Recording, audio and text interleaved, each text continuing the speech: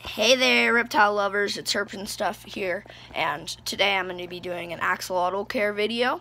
First of all, this is my axolotl named Luna. She's a dirty bluegill leucistic axolotl. She's in a 10-gallon tank, which is ideal for her age, but I will upgrade her to a 20-gallon when she gets bigger.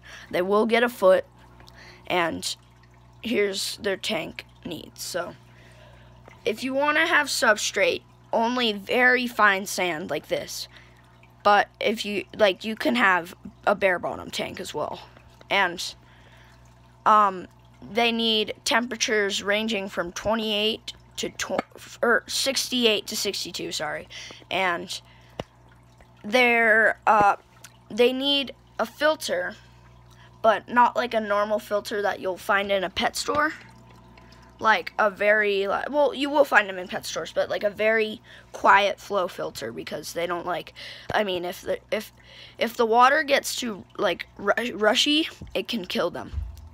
And they do not like lighting, and if you do want to put in lighting, give them a hide that has no light at all, or, well, like shade. Give them some shade. And they eat bloodworms, red wiggler worms like these, and I've heard you could also feed them earthworms when they're bigger and older. And you do want to do water changes like once a week, because it will get rid of their beautiful gills, their feathery gills. And they're very personable. They tend to come up to the front of the tank when they see their owner and beg for food. She's doing it right now, but she does not need to be fed right now. And you should feed, if you're feeding them red wigglers, for her age, I feed her 2 red wigglers a day. And these guys are pretty big. And there's like bloodworm cubes that are like frozen. And what I do is, if I'm feeding them, I just drop one of them in and she'll just gobble it up. And it still can be frozen. It unfreezes and it doesn't make a mess. So it's a lot more convenient. And if you're feeding them earthworms, they'll be like maybe, if they're 3-inch earthworms, once like one a day.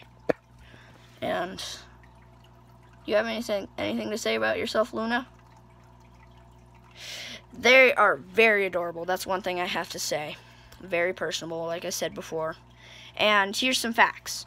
So, their scientific name is Ambystoma mexicanum. They're from Mexico. Only 2 lakes in Mexico from in the mountains. So, here's what happens. So, all salamanders look like this in their larval stage, but these guys got stuck in their larval stage in the lake, in these 2 lakes in the mountains of Mexico. And so what happened was, the environment. So most salamanders, you know, they go on land after they're done with metamorphosis, which is like puberty and or the process of age, and so like axolotl puberty, and so their larval stage are called axolotls, so they get really confusing. So what happened was, the land around the lake was not safe, so salamanders were climbing up onto the land and dying because it was really polluted. And so they developed the ability to keep their gills and stay in metamorphosis. And they just look super cool. And so here's another fact. It's really weird. So axolotls, so they can literally grow back anything of their body except for their gills. So, but they can't, so, like, you might be thinking, they could grow back their full brain?